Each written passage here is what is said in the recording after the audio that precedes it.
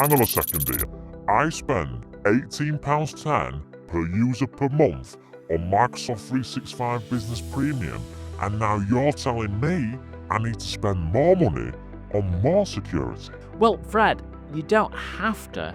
All I'm doing is giving you the information. Well, you better give me the information then, because I want to protect my business. What is it? Well, Fred, it's called Entra ID P2, and it can provide more protection for your business. And guess what, Fred?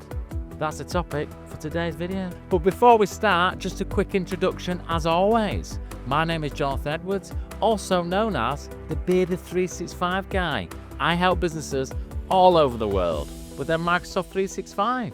You can find more information at bearded365guy.com. Now, I stand here a lot in front of this camera talking about the benefits of Microsoft 365 Business Premium.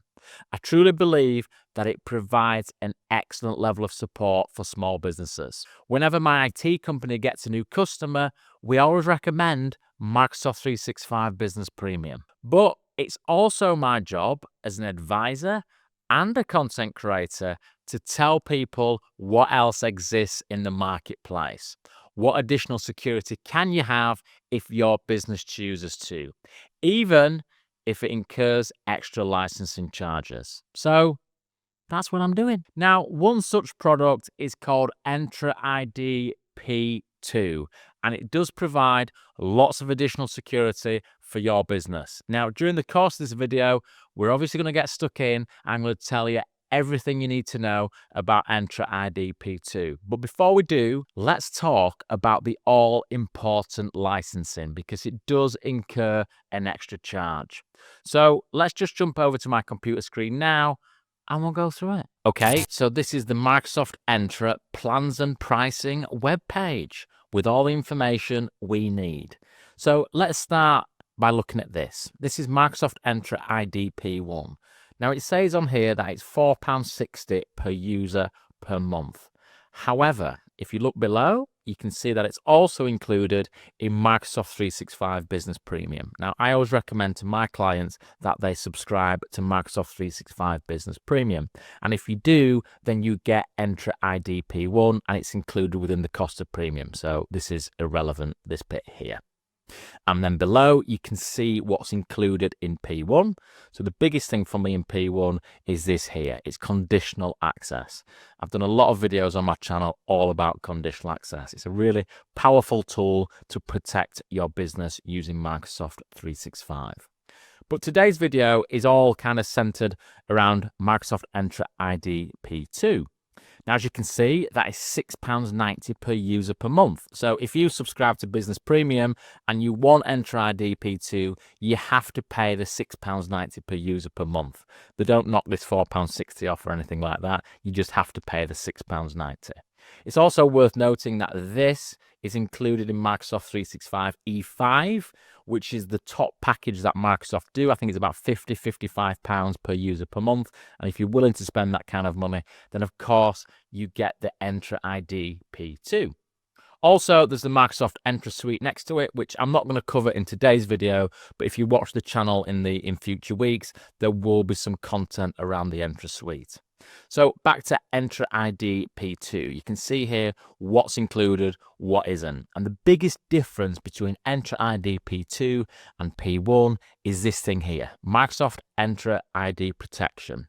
And if I just click on the down arrow there, you can see that all these things are included in P2 and these are included in P1. So the biggest difference is this one here, which we're going to talk about first. It's risk-based conditional access. And then we've got token protection, we've got vulnerabilities and risky account detection. So lots of features in Microsoft ID Protection that can help protect your users. So that's the licensing covered. So why is ID Protection important? Well, you log into your Microsoft 365 using your username, your password, and hopefully MFA. Now, once you log into your Microsoft 365, that is where all the treasure is. And when I'm talking about treasure, I'm talking about your apps and your data. These are valuable to your business. And guess what? Cyber criminals know they're valuable. Cybercrime is $1 billion industry, and it all revolves around your credentials. If cybercriminals can get hold of your username, your password, and bypass MFA, they have access to your data, and that is what makes them rich. So when you think about it, your credentials are where the rubber meets the road. So what can Entra ID protection do to provide more protection for your user credentials? Well, it's got a few features. The biggest one is called risk-based conditional access. So what does this do? Well, let's imagine for a moment that Microsoft was constantly watching over all of your users logging in from all these locations in the world. It was looking at what browser they were using, what IP address they were coming from, what country they were logging in from. It was also checking the dark web to see if any of your user credentials had been leaked on there. Now, when Microsoft spotted something that wasn't quite right, maybe a user is logging in from a country that they've never visited before, what Microsoft can then do is automatically prompt that user to enter MFA again, or maybe even block them altogether. This is what is the heart of risk-based conditional access. Now, before I show you how to set up these risk-based conditional access policies, it's important that we understand some of the terminology. Within risk-based conditional access, you've got something called risky sign-ins. You've also got something called risky users. So you're going to have to get used to the word risky. Okay, so what you can see on the screen are called risk detections, okay? They are split into two categories. We've got a sign-in risk detection, and then if we scroll down here, we've got user risk detection, okay? You can see that these can happen offline or they can happen real time. And the type where it says premium and non-premium, so a premium means they are available in Entra ID P2. The non-premium means you can still benefit from these in Entra ID P1, okay? So let's start talking first about sign-in risk detection. And I'll use an example. We've got one here which is quite easy to understand. It's called impossible travel. So if I log into Microsoft 365 from my office in London, let's say, and then 10 minutes later, someone else logs into my Microsoft 365 from New York. Okay, that is known as impossible travel. I can't get from London to New York in 5 minutes. So what Microsoft would do is they would class this as a risky sign-in, okay? And we've got other types of examples, things like new country.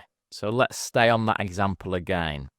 What happens if I'm logged into my Microsoft 365 in London, and then the next day, I log into Microsoft 365 whilst in New York? Well, what Microsoft will do, it's continually learning. So if I log into Microsoft 365 in London and New York on a regular basis, Microsoft can say, well, this happens all the time. This is Jonathan's normal behavior.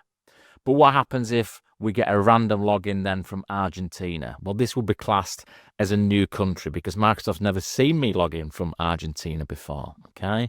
Again, this would be a risky sign-in.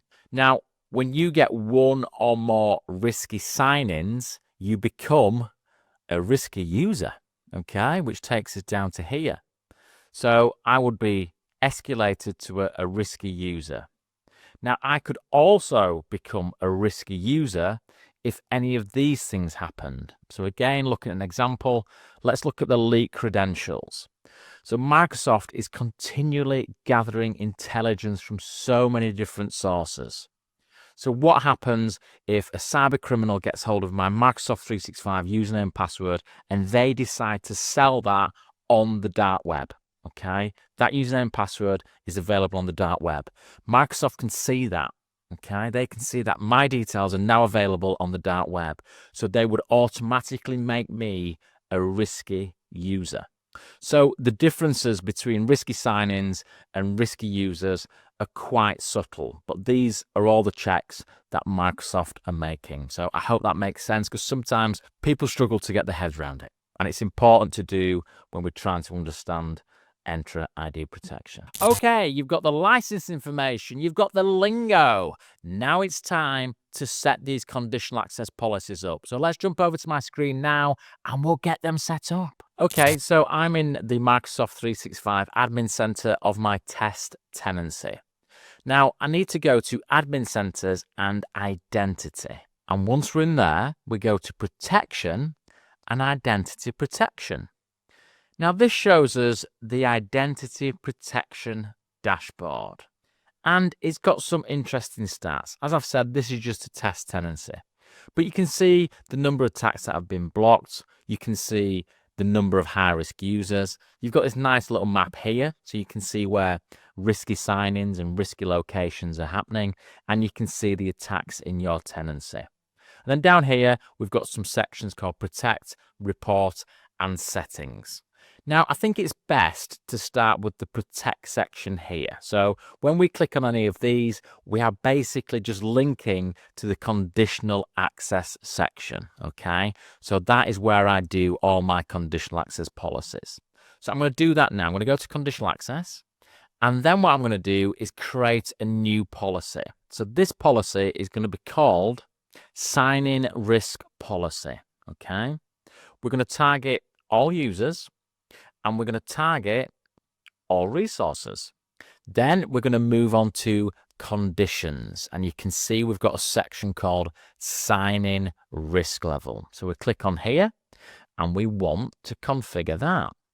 Now you can see here we've got different risk levels. We've got high, medium, low, or no risk. So what do these mean? Well, this is how confident Microsoft is that there's a problem. So high risk is actually you've probably been hacked, okay?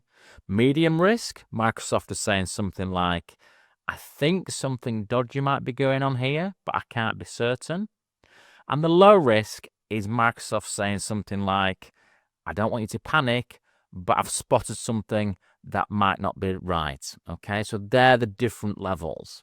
So if I was going to create a conditional access policy, I would create high and medium, but it's up to your business and your cyber risk tolerance, okay? If you're choosing low, you're going to have more occasions where your users are prompted for additional authentication, but it's more secure. So you've got to weigh that up, okay? I'll choose these two here and I'll click on done. And then it's on to access controls. What do we want to do? So at this point, I can say block access, okay? So if Microsoft think that there's a problem, we're going to block access. That would mean that the user wouldn't have access.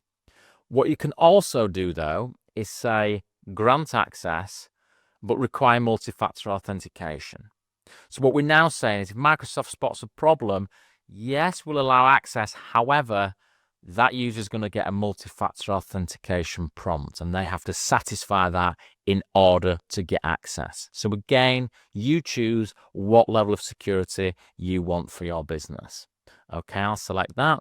And then one last thing here on the sessions, I would choose sign-in frequency every time because we want these checks to happen all of the time. Okay, click on select. I would switch that on. I'll exclude this user because it's just a test tenant, no problem. And I will create that policy.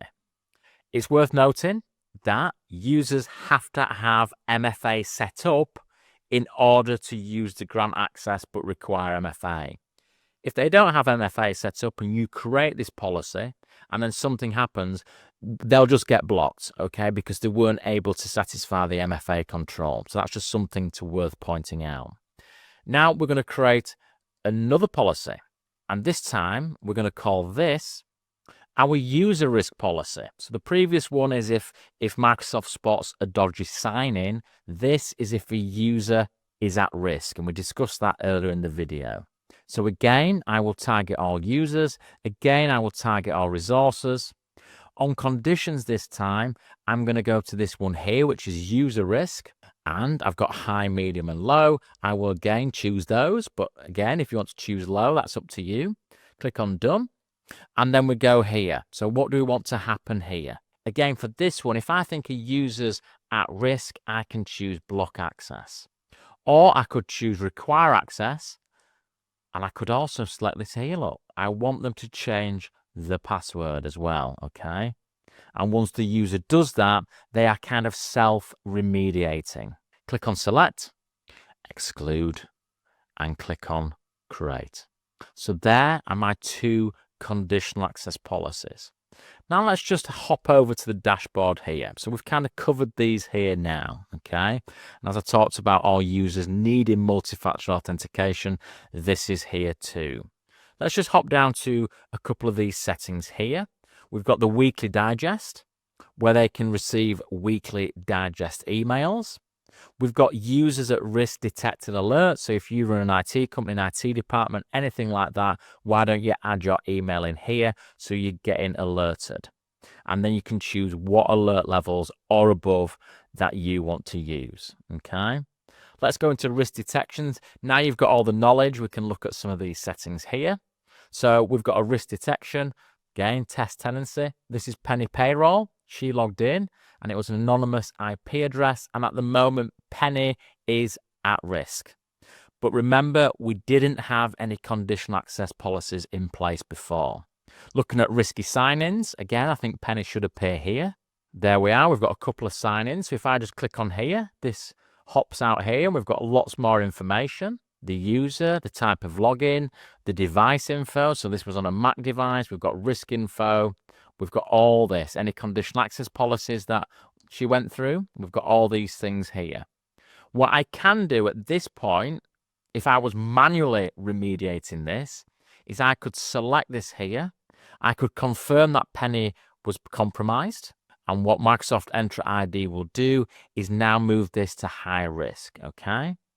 I can confirm that the sign-in was safe, or I can dismiss the sign-in risk, okay? So I can do all that within here. So that is how we would manually remediate risks. But remember, we have got some conditional access policies in place. So if the users are at high risk or medium risk, Microsoft 365 takes care of everything for us. But we can still come in here, maybe for the low risk ones, and we can manually remediate where possible. So that is risk-based conditional access. Okay, that is risk-based conditional access. I am sure you'll agree it's fantastic. Now, is there anything else in Entra ID protection that can benefit your business? Well, if you joined me for last week's video, we spoke all about token theft. If you've not watched that, I urge you to do so. But in summary, when we log on to our Microsoft 365, we'll use a username, password, and MFA. Once we do that, it creates a kind of token that sits on our device. And that token allows us access to other Microsoft 365 apps and services. Now, cybercriminals have got quite clever. And what they're doing is stealing that token. That token's like a ticket. It allows them access. So they're allowed then to get into our Microsoft 365 apps and services without entering any credentials. Now, this is known as token theft. So is there any features in Microsoft Entra ID protection that can help us with token theft? Well, yeah, there is. What we can do is create a conditional access policy that protects us against token theft. What happens when that access policy is in place? When we log on to Microsoft 365 using a username, password, and MFA, a token is again created. But this time, it's tied to our device. So it's tied to the device that the token was created on. So if a cybercriminal steals that token, they can't use it. So how do you set up that policy? Well, let me show you. Okay, another easy one here, but it's another conditional access policy. So create a new policy and we'll give this a name. Token protection. Let's assign this to all users. Now, when it's resources here, we can't select all resources because token protection isn't compatible with everything at the moment. So we click on here, select resources, and then click on select. And in this box here, if we just type Office, and then what we target in is Exchange Online and Office 365 SharePoint, and we select those two. We then go to Conditions, and we talk about device platforms. Now, at the moment, this only works on Windows devices, so we want to target those devices only. Click on Done. Also on client apps, we want to configure these and we want to uncheck everything apart from mobile apps and desktop clients. And then we want to go to access controls and session. Require token protection for sign-in sessions. It's still in preview this at the moment. It is going to be enhanced over the following months, but at the moment it's in preview. Click on select. Are we happy with that? I think we are. So we click that on and we click on create. And that is our token protection conditional access policy. Okay, there you have it. So Microsoft Entra ID P2 costs an extra £6.90 per user per month. Is it worth it? You know something? I think it is. I hope you've enjoyed this video. Look forward to seeing you again soon.